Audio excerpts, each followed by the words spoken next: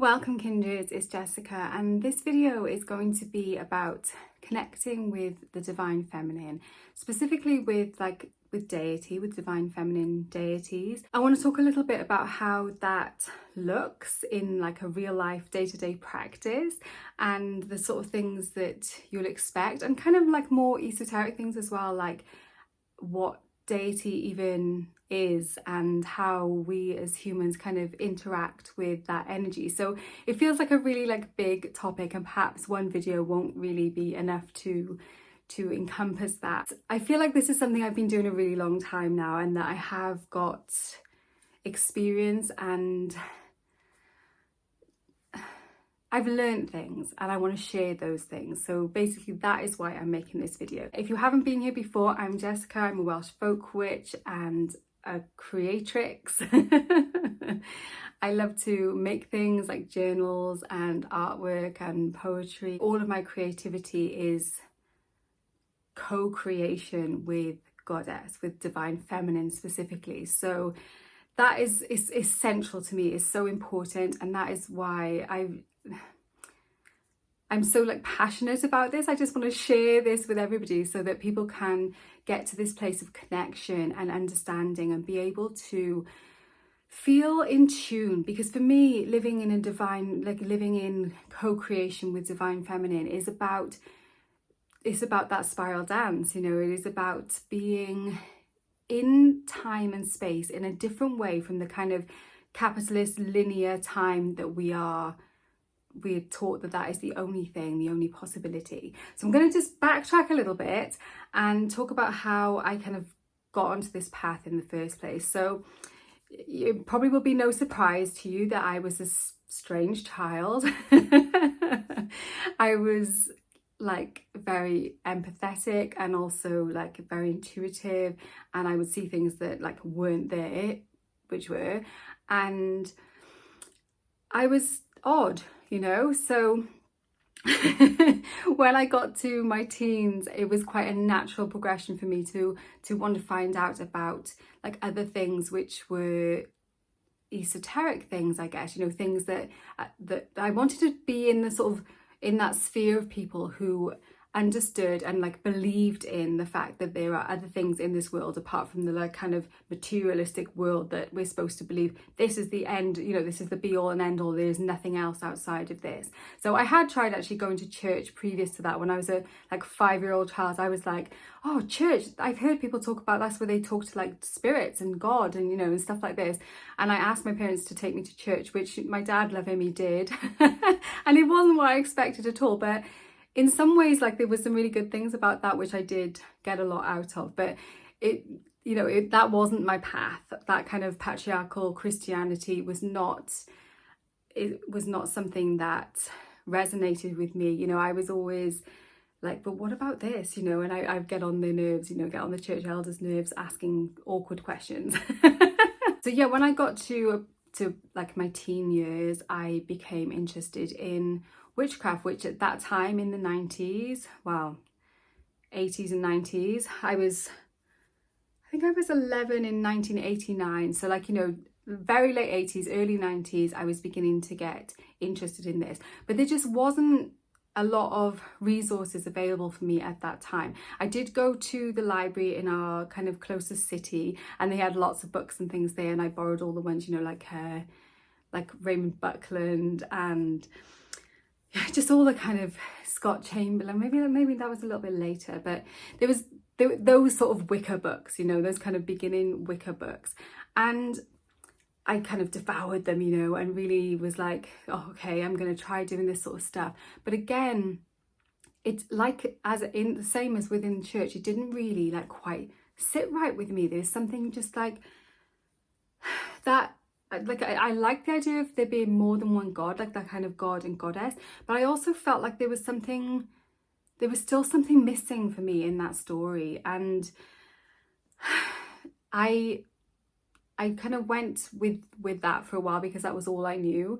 And then as I got a little bit older, I went to university. I got involved in something called the Insight Society, which was a kind of we used to have like psychics come in and people coming in talking about like using runes or doing spell work and stuff like that. It was really, really interesting. And I did that during my time in university, and then soon after university I joined a moon group with like a whole bunch of other women. I was one of the youngest ones there, and it was wonderful because I felt like I was having this kind of this coven almost, you know, like it was definitely not witchcraft related, and well, it was witchcraft related, but it wasn't an actual witchy coven. It was a moon group where women were there supporting other women. We were like sharing our stories. Different people would take the lead each week, each month when we met on the full moon, and would like teach what they knew. So like the people there were all like, they were therapists and healers and astrologers and, you know, all this kind of different stuff. We all had different skills, artists as well, you know. So each time, but it was when it was our turn, we would bring like our skills and kind of teach or hold the session, kind of hold space for the session. And one of the women in the group, one of the main people who like pulled that group together, was very into the moon in the signs and like how working with the moon, with the cycles of the moon, how that relates to your life. And as soon as I first heard that, I was like hooked. I was like, oh, this is it. This is what I've been looking for. You know, it wasn't Christianity, it wasn't Wicca. It is this idea of living in the cycles, living like, yes, we are individual people and we have our own free will, but we also are in this like sea of energy all the time, and the tide of that sea changes, and at different times the energy pulls us, is easier to kind of pull us one way than it is another way. And if we can learn to kind of like surf with that, to like go with that, life just kind of takes on this whole new like fizziness. And I felt like I'm starting to be in flow. I'm starting to be in co-creation with the divine, with like the universe. And like it was very new agey. I was very new agey back in those days. Like I feel like my practice has got much more kind of like traditional witchcrafty, folk witchcrafty, through a whole like detour of ceremonial magic. But you know, like paths change and they grow. But that idea of living in harmony with the seasons and cycles, that is something that ever since then has really, really stuck with me. And I've gone, you know, that was like in my early 20s and I'm now in my mid 40s, and it just gets better and better, you know, because like my 20s were quite a tricky time for me because I was like trying to pretend like I was a normal person and have a normal job and stuff like that. And that could lead, like that led to some sort of level of dissociation with that idea of going with the flow. But like privately, that is always how I've been. And now that I'm able, you know, the last many years now, I've been able to like just live that as my truth in my whole life, in all areas of my life. You know, everyone who knows me knows that I am strange in this way, and you know, that's fine, and I love that. And so I remember reading The Spiral Dance as well by Starhawk, and like a lot of that resonated for me as well, because she was talking about that idea of like being in harmony with the cycles, and like the whole idea of like celebrating the wheel of the year, which is something I kind of liked from the Wicca stuff, but I also didn't like how it was like, on this day we do this, you know, which reminded me of church. And then like the sort of feminist witchcraft, the kind of Starhawk stuff, and like Dianic Wicca influences and stuff like that as well. I was like, yes, because I feel very strongly about that. Like the divine feminine has been subsumed because the divine masculine is so prevalent in our society, because our society is set up in that way of like Father God is over everybody, so men are over women, and it's that kind of setup that the divine feminine had kind of been subsumed and was in the earth, only in the earth. You know, we weren't allowed to see the divine feminine in the sky. That's where the Father God was. We weren't allowed to see the divine feminine in the water. That's where Neptune was, you know. It felt like the sort of sphere of the divine feminine had become shunted into this kind of earth, only like Mother Earth kind of thing. And only certain like expressions of femaleness, of like human femininity or femaleness, were acceptable expressions of divine feminine. You know, like you could be like that kind of earth mother, which I suppose I kind of am. I was a bit of a hippie mother. I probably still am a little bit of a hippie mother, but so, or you can kind of be like, I suppose like sexy, like in that kind of Venus sexy way, but not in a giving your power over way. You know, it's more Lilith than Eve.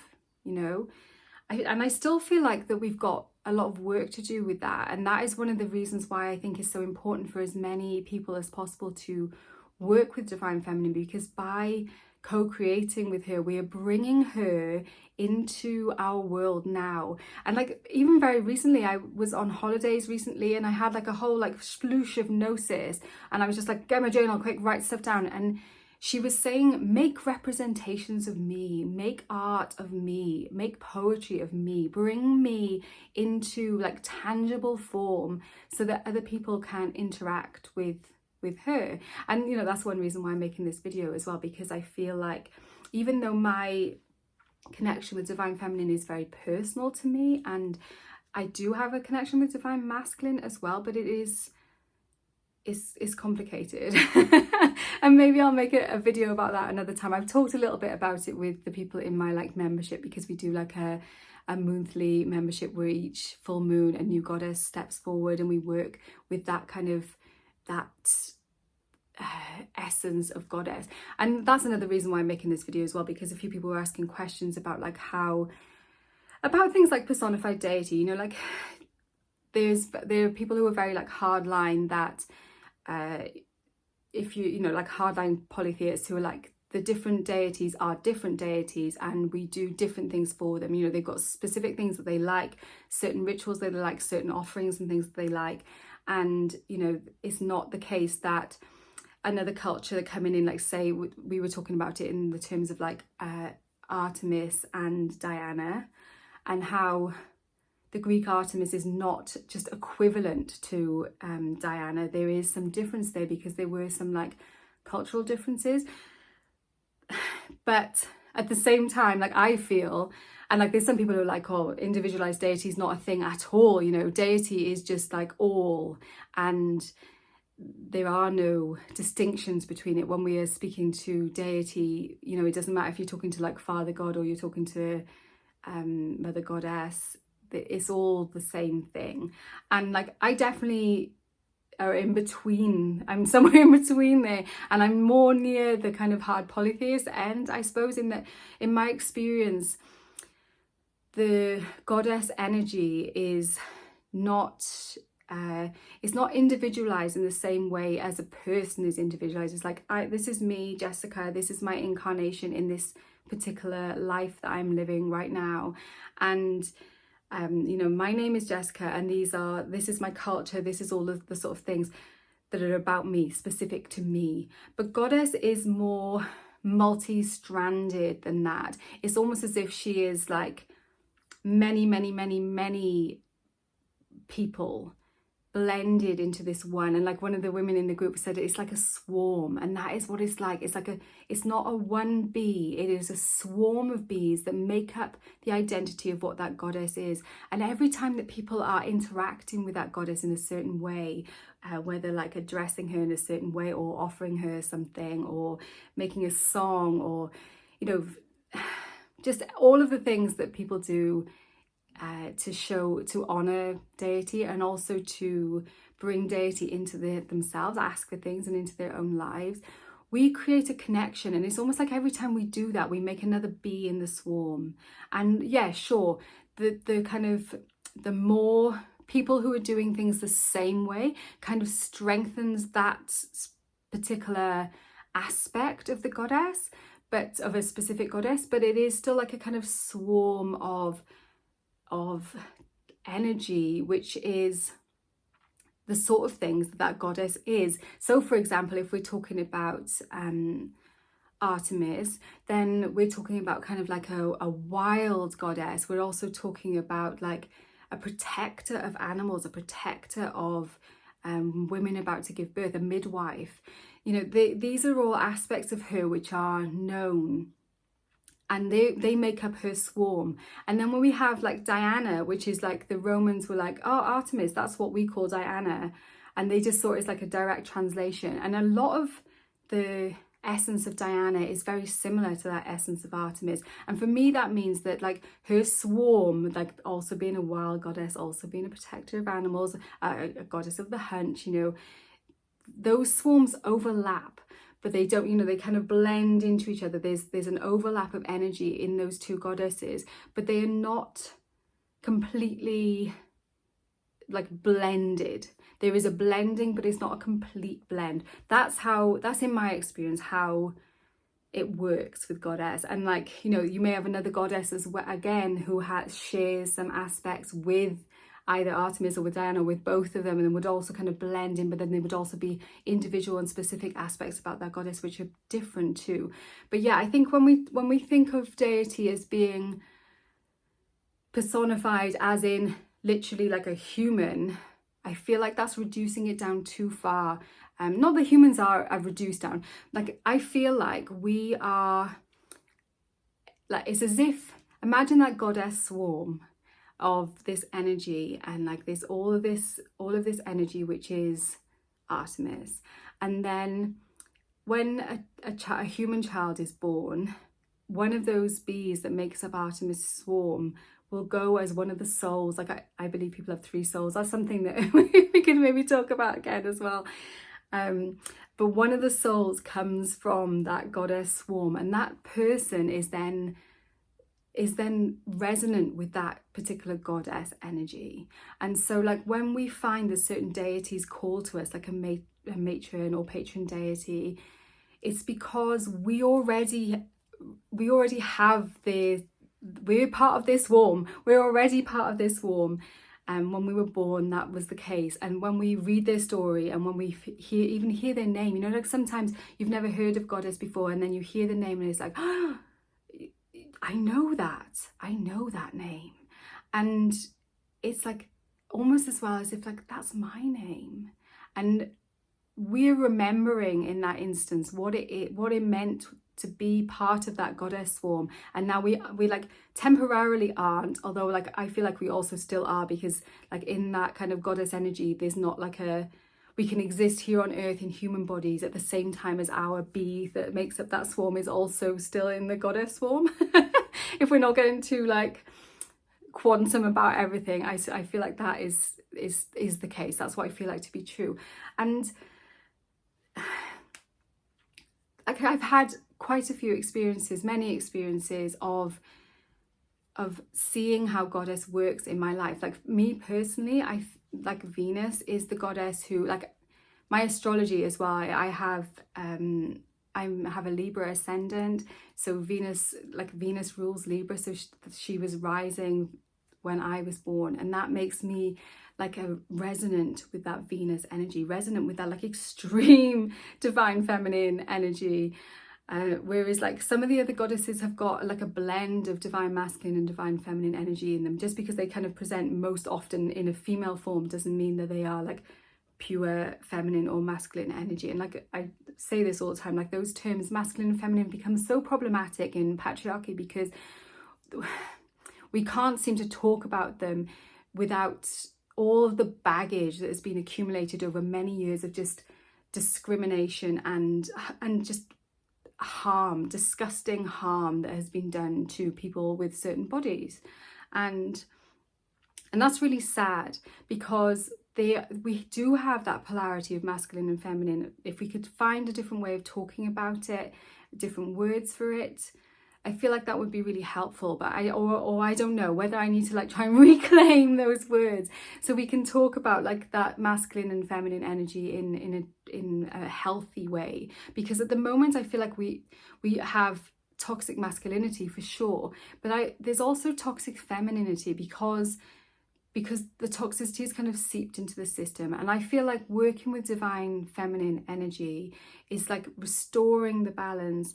And also as a woman, as somebody who identifies as a woman, I feel that seeing the divine in me in that kind of female form is really important. Like having representation like that is really important. But more than that, like goddess is female. Like it's and like certain goddesses, like I say, are more like a much more divine feminine than others. But yeah, goddess is a thing. And a lot of people ask, like, well, how do you then work with goddess? What does that even mean? And how does that like show up in your life? And it's subtle often, but then sometimes it's really not, you know. Sometimes really surprising things happen. Like I remember when I was pregnant with my daughter, and I was feeling kind of like excited, but also like a little bit nervous. And I'd parked my car up and I'd gone for like a walk, and I was just thinking about things. And I was like, thinking about names as well for my daughter. And I was like, oh, it'd be so nice now to have like a sign of what would be a good name for my daughter, a middle name. We'd already decided on a first name. I mean, my husband had kind of chosen that already, but I wanted her to have a middle name, because all my life I've like pretended that I have a middle name, and I don't have a middle name. I always wanted a goddess middle name, and I pretend that my middle name was Melissa or Melisande or Melisandre or sometimes even like Martha or Mary as well, you know, just bringing that kind of divine feminine in that in the middle of my name. So my like writing name on my books is Jessica M Star, even though I don't actually have a middle name. But I wanted my daughter to have one. And when I got back to my car after taking that walk, there were roses scattered all over the windscreen of my car.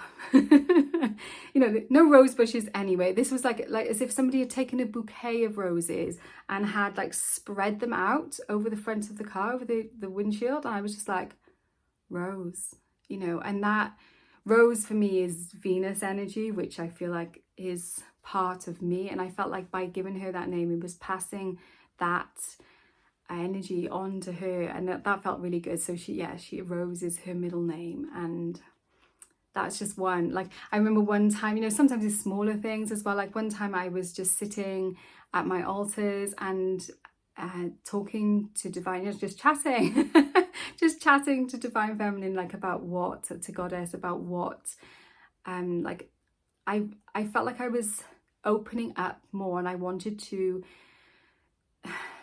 be able to receive more divine feminine energy into me so that I could offer more. And that was when I started to like really expand more on this channel.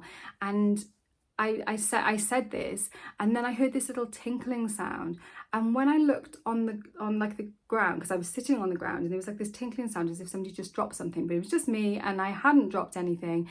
And there was this little am I wearing it today? No.